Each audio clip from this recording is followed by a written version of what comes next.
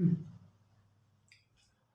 Friends, स्वागत है आपका। मैं तिलक आप लोगों का स्वागत करता हूं आज की इस नई वीडियो जो कि हमारा है मौलिक अधिकार का जो दूसरा प्रकार है स्वतंत्रता का अधिकार। स्वतंत्रता का अधिकार जो कि भारतीय संविधान में इसका वर्णन अनुच्छेद 19 से 22 के मध्य किया गया है। तो आइए हम लोग सबसे पहले देखते हैं कि अनुच्छेद 19 में क्या लिखा गया है। इससे पहले हम लोग समझने का प्रयास करते हैं कि स्वतंत्रता का अधिकार होता क्या है।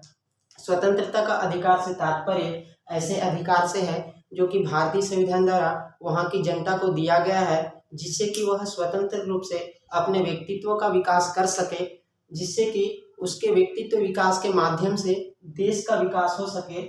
उसे हम लोग स्वतंत्रता का अधिकार कहते हैं, जिसका वर्णन भारतीय संविधान के अनुच्छेद 19 से 22 के मध्य में किया गया है। तो आइए सबसे पहले देखते हैं कि अनुच्छेद 19 में क्या कहा गया है। अनुच्छेद 19 में लिखा गया है कि अभिव्यक्ति की स्वतंत्रता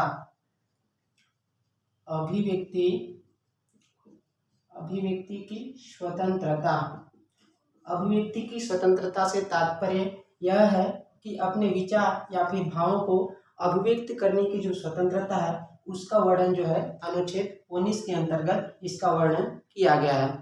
तो अनुच्छेद 19 के अंतर्गत कुछ बहुत सारे स्वतंत्रता प्राप्त है, जिसको हम एक एक करके देखने का प्रयास करते हैं। तो सबसे पहले हम लोग देखते हैं कि अनुच्छेद 19(1) का इसमें लिखा गया है वाक एवं अभिव्यक्ति की स्वतंत्रता। वाक एवं अभिव्यक्ति की स्वतंत्रता। वाक एवं अभिव्यक्ति की स्वतंत्रता से तात्पर्य है, वाक से तात्पर्य है बोलने की स्वतंत्रता, इसे साधारण रूप में बोलने की स्वतंत्रता भी कहते हैं। इसी के अंतर्गत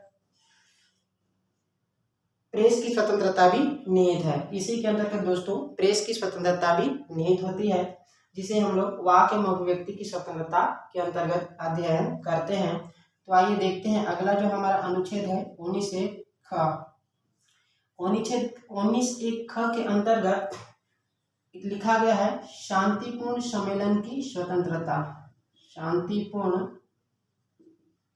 सम्मेलन की स्वतंत्रता। शांतिपूर्ण सम्मेलन करने की जो स्वतंत्रता का अधिकार है वह अनुच्छेद 19(1) के अंतर्गत हमको दिया गया है भारतीय संविधान के द्वारा। अगला जो हमारा अनुच्छेद है 19(1) में हम लोग को जो प्रावधान दिया गया है या फिर हमको जो अधिकार दिया गया है वह अधिकार है सभा बनाने की स्वतंत्रता या फिर संघ बनाने की स्वतंत्रता। संघ बनाने की स्वतंत्रता। संघ बनाने की स्वतंत्रता। अगला जो हमारा अनुच्छेद है 19(घ), जिसके अंतर्गत जो प्रावधान है वह घूमने की स्वतंत्रता। घूमने की स्वतंत्रता। इसके बाद हमारा अगला जो अनुच्छेद है दोस्तों घ के बाद निवास करने की स्वतंत्रता। निवास की स्वतंत्रता। अगला जो हमारा 6 धन अर्जित करने की स्वतंत्रता। करने की स्वतंत्रता। अगला जो हमारा अनुच्छेद है व्यापार करने की स्वतंत्रता।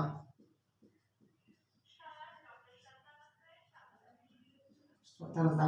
आइए इसको हम लोग समझने का प्रयास करते हैं। अब आप बोलेंगे सर ये आपको याद है, चलिए इसको हम आपको भी याद करा देते हैं। तो इसको हम लोग एक कहानी में पिरोकर याद करते हैं। तो चलिए देखते हैं पहला जो हमारा अनुच्छेद है वाक एवं अभिव्यक्ति की स्वतंत्रता, इसको हम लोग एक कहानी के रूप में समझने का प्रयास करते हैं। तो चलिए देखते हैं कि इमेज करो, सपोज करो कि कोई एक स्टूडेंट है जो सरकार की कार्यों से संतुष्ट नहीं है या फिर नाखुश है, तो वह उसके खिलाफ आवाज उठाता है या फिर बोलता है। तो हम लोग देखते हैं कि पहला जो 19(क) है उसके अंतर्गत बोलने की स्वतंत्रता या फिर वाक एवं अभिव्यक्ति की स्वतंत्रता। वह व्यक्ति या फिर स्टूडेंट जो सरकार के कार्यों से असंतुष्ट है वह सरकार के खिलाफ आवाज उठाता है या फिर बोलने का प्रयास करता है। अगर उसकी आवाज अकेले में सरकार तक नहीं पहुंच पाती है तो वह शांतिपूर्ण तरीके से चटाई या फिर दरी बिछाकर सम्मेलन करता है। इसमें एक और वर्ड जोड़ देते हैं, बिना हथियारों के सम्मेलन। इसमें एक और वर्ड जोड़ देते हैं दोस्तों, बिना हथियारों के सम्मेलन। उसकी आवाज यदि अकेले से सरकार तक नहीं पहुंच पाती है तो वह शांतिपूर्ण तरीके से 2-4 लोगों को बिठाकर सम्मेलन करता है। उसकी जो स्वतंत्रता है वह अनुच्छेद 19(1) के अंतर्गत हमको प्राप्त है।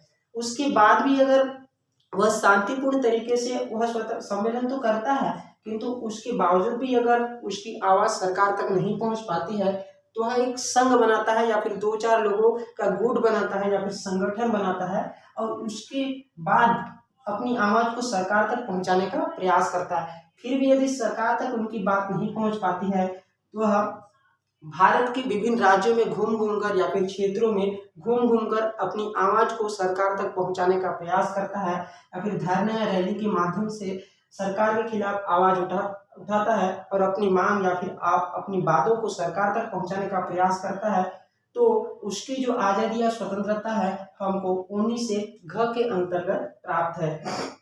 उसके बावजूद भी यदि उनकी बात सरकार तक नहीं पहुंच, सपोज करो यदि कोई व्यक्ति घूम कर अपनी बातों को धरना या फिर रैली के माध्यम से सरकार के खिलाफ उठा रहा है तो ऑब्वियसली बात है कि वह घूम रहा है तो कहीं ना कहीं वह निवास भी करेगा।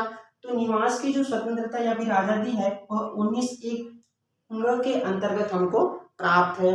उसके बावजूद यदि कोई व्यक्ति निवास कर रहा है तो उसको खाने के लिए धन की आवश्यकता होती है, तो फिर वह धन अर्जित करेगा तो उसके बाद उसे व्यापार करने की भी आवश्यकता होती है। इस कारण उसे व्यापार करने की भी जो स्वतंत्रता प्राप्त है वह 19(1) के अंतर्गत हम लोगों को प्राप्त है। उम्मीद करते हैं कि ये जो हमने देखा है ये सभी बातें आपको समझ में आ गई होगी। आगे हम लोग देखने का प्रयास करते हैं। आगे का जो अनुच्छेद है अनुच्छेद 20 को हम देखने का प्रयास करते हैं। अनुच्छेद 20 क्या कहता है, चलिए देखते हैं। अनुच्छेद 20 में लिखा गया है दोष सिद्धि के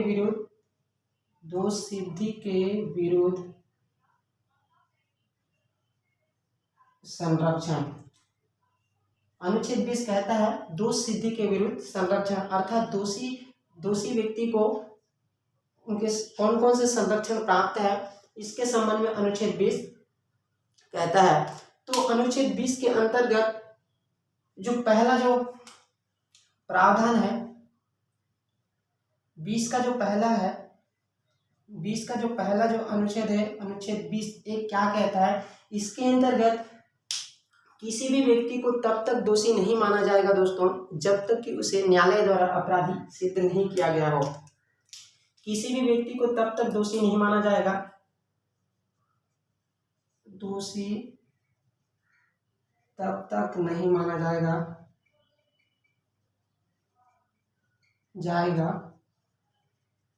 जब तक न्यायालय द्वारा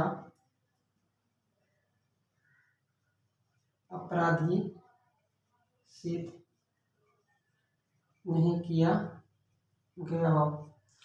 इससे तात्पर्य यह है कि यदि कोई व्यक्ति के खिलाफ कोर्ट में मामला चलता है तो उसको तब तक दोषी नहीं माना जाएगा जब तक कि कोर्ट या फिर न्यायालय उसे अपराधी सिद्ध नहीं कर देता, तब तक उस व्यक्ति को दोषी नहीं माना जाएगा। इसके अंतर्गत दूसरा जो प्रावधान है 20(2), इसके अंतर्गत इस बात का प्रावधान है कि किसी भी व्यक्ति को एक अपराध के लिए एक ही सजा दिया जा सकता है, न कि 2। इसमें इस बात का उल्लेख है एक अपराध के लिए एक ही सजा। इस वर्ड का तात्पर्य यह है कि यदि कोई व्यक्ति चोरी किया है तो उसे चोरी का ही सजा मिलेगा, न कि उसे पुलिस बार बार पकड़कर बार बार उसे जेल में डालेगी। अर्थात किसी भी एक अपराध के लिए किसी भी व्यक्ति को एक ही बार सजा दिया जाएगा, न कि उसे बार बार एक ही अपराध के लिए सजा दिया जाएगा। इसका जो प्रावधान है अनुच्छेद 20(2) के अंतर्गत दिया गया है। अनुच्छेद 20(3) के अंतर्गत हम देखते हैं कि उसे उसी कानून के तहत सजा मिलेगा, उसी कानून के तहत सजा मिलेगा। आइए समझने का प्रयास करते हैं कि उसी कानून के तहत सजा कैसे मिलेगा। इसका तात्पर्य यह है कि यदि कोई व्यक्ति 2012 में अपराध किया है, 2012 में अपराध किया है और उस समय उस अपराध के लिए सजा का प्रावधान 6 माह है, और बाद में यदि 2015 में यदि उसी सजा के लिए या फिर अपराध के लिए सजा का प्रावधान 5 वर्ष है, तो उस व्यक्ति को उस अपराध के लिए जो सजा है दोस्तों 6 माह ही मिलेगा, न कि 5 वर्ष का सजा होगा, क्योंकि उन्होंने वह जो अपराध है 2012 में किया था, न कि 2015 में। अगर यदि वही अपराध को 2015 के बाद यदि कोई व्यक्ति करता है तो उसे उसी अपराध के लिए 5 वर्ष का सजा मिलेगा, क्योंकि उसने वह अपराध 2015 के बाद किया है। तो उम्मीद करते हैं कि ये बातें भी आपको समझ में आ गई होगी। तो आगे जो इसका जो प्रावधान है, अगला जो हमारा अनुच्छेद है 21, अगला जो हमारा अनुच्छेद है दोस्तों अनुच्छेद 21, जिसको हम लोग समझने का प्रयास करते हैं। अनुच्छेद 21, आइए समझने का प्रयास करते हैं कि अनुच्छेद 21 क्या कहता है। अनुच्छेद 21 से तात्पर्य है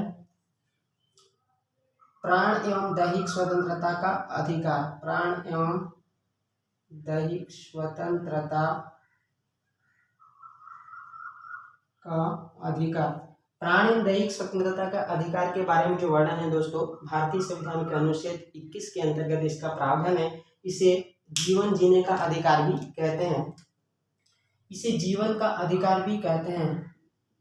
जीवन का अधिकार भी कहते हैं। आइए इसे समझने का प्रयास करते हैं कि जीवन का अधिकार इसे क्यों कहते हैं। जीवन का अधिकार इसे इसलिए कहते हैं क्योंकि इसके अंतर्गत सुप्रीम कोर्ट और हाई कोर्ट समय समय पर दिशा निर्देश जारी करते हैं तथा इसके क्षेत्र को विस्तारित करते रहते हैं तथा इसके प्रावधान के क्षेत्र को व्यापक रूप से करते रहते हैं। जैसे कि कई बार स्वच्छ पानी पीने का जो अधिकार है वह भी हमारा मौलिक अधिकार के अंतर्गत आता है। इसके बाद स्वस्थ रहने का अधिकार या फिर गरिमामयपूर्ण जीवन जीने का अधिकार भी दोस्तों मौलिक अधिकार के अंतर्गत आता है, इसलिए इसे हम लोग जीवन जीने का अधिकार कहते हैं। वही हम लोग देखते हैं निजता का अधिकार या फिर सूचना का अधिकार। वहीं आगे अगर हम लोग बात करें तो अपने मनपसंद जीवन साथी चुनने का अधिकार भी जो है दोस्तों वह प्राण एवं दैहिक स्वतंत्रता के अंतर्गत अनुच्छेद 21 के अंतर्गत सुप्रीम कोर्ट ने इसे दिया है कि अपने मनपसंद जीवन साथी चुनने का जो अधिकार है वह भी मौलिक अधिकार के अंतर्गत आता है। इसके बाद हम लोग देखते हैं अनुच्छेद 21(1). अनुच्छेद 21(1) का संबंध शिक्षा के अधिकार से है। शिक्षा के अधिकार से है।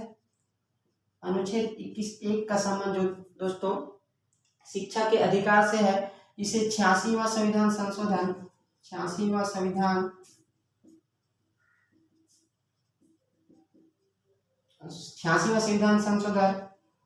2002 के अंतर्गत अनुच्छेद 21 में संविधान संशोधन करके अनुच्छेद 21(1) जोड़ा गया, जिसके अंतर्गत 6 से 14 वर्ष के बच्चे को 6 से 14 वर्ष के बच्चे को निःशुल्क एवं अनिवार्य शिक्षा का जो प्रावधान है वह अनुच्छेद 21(1) के अंतर्गत उल्लेखित है। तो हमने देखा दोस्तों अनुच्छेद 21 में प्राण एवं दैहिक स्वतंत्रता का अधिकार के बारे में उल्लेख है। वहीं हमने देखा अनुच्छेद 21 में 86वां संविधान संशोधन 2002 में 86वां संविधान संशोधन करके अनुच्छेद 21(1) जोड़ा गया, जिसका संबंध शिक्षा के अधिकार से है, जिसके अंतर्गत 6 से 14 वर्ष के जो बच्चे होते हैं उसको निःशुल्क एवं अनिवार्य शिक्षा के प्रावधान के बारे में वर्णन है। आइए आगे हम लोग अगले अनुच्छेद को देखने का प्रयास करते हैं। अगला जो हमारा अनुच्छेद है अनुच्छेद 22। अगला जो हमारा अनुच्छेद है, अनुच्छेद 22 है दोस्तों। अनुच्छेद 22 है, इसके अंतर्गत गिरफ्तारी के विरुद्ध संरक्षण, गिरफ्तारी के विरुद्ध संरक्षण, गिरफ्तारी के विरुद्ध संरक्षण का जो उल्लेख है दोस्तों वह अनुच्छेद 22 के अंतर्गत दिया गया है। आइए देखते हैं कि गिरफ्तारी व्यक्ति को कौन कौन से संरक्षण प्राप्त है, उसे हम लोग एक एक करके देखने का प्रयास करते हैं। पहला जो देखते हैं, पहला जो हमारा प्रावधान है, गिरफ्तारी व्यक्ति को 24 घंटे के भीतर उसे नजदीकी न्यायालय में पेश होने का अधिकार प्राप्त है। 24 घंटे के भीतर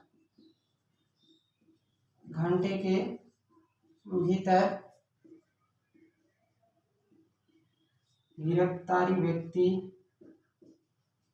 को न्यायालय में उपस्थित होने का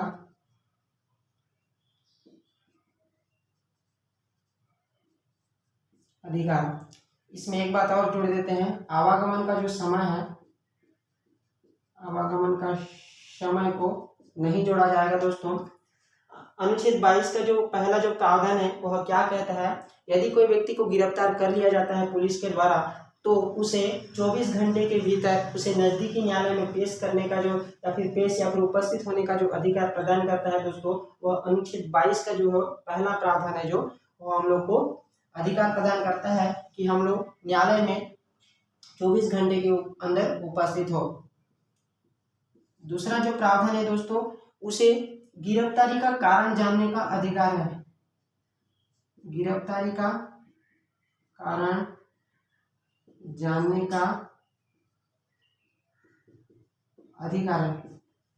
दोस्तों यदि किसी ने अपराध किया है और उसे पुलिस पकड़ने के लिए आती है तो आपका हक बनता है और या फिर आपको भारतीय संविधान के द्वारा अधिकार प्राप्त है कि आप उनसे कारण पूछें कि मुझे किस कारण गिरफ्तार किया जा रहा है।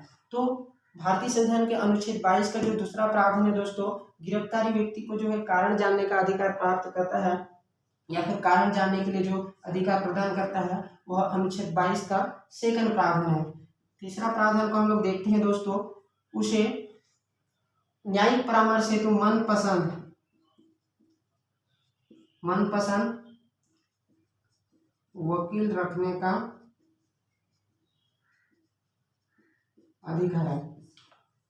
तीसरा जो प्रावधान यह कहता है कि अपराधी व्यक्ति को अपने न्यायिक परामर्श हेतु या फिर न्यायिक सहायता हेतु वह मनपसंद वकील रख सकता है। इस बात का जो अधिकार प्रदान करता है दोस्तों वह अनुच्छेद 22 का थर्ड जो प्रावधान है वह किसी अपराधी या फिर गिरफ्तारी व्यक्ति को यह अधिकार प्रदान करता है कि वह अपनी न्यायिक सलाह या फिर परामर्श हेतु अपने मनपसंद वकील को रख सकता है। तो दोस्तों हमने आज स्वतंत्रता के अधिकारों के बारे में अनुच्छेद 19 से 22 तक चर्चा किया है। तो उम्मीद करते हैं कि अनुच्छेद 19 से 22 तक के जो जितने भी प्रावधान थे वो सभी बातें आपको पसंद आ गई होगी या फिर समझ में आ गई होगी। तो अगर ये वीडियो दोस्तों पसंद आ गया होगा तो वीडियो को लाइक कीजिए और दोस्तों तक शेयर कीजिए तथा चैनल को सब्सक्राइब कीजिए। धन्यवाद।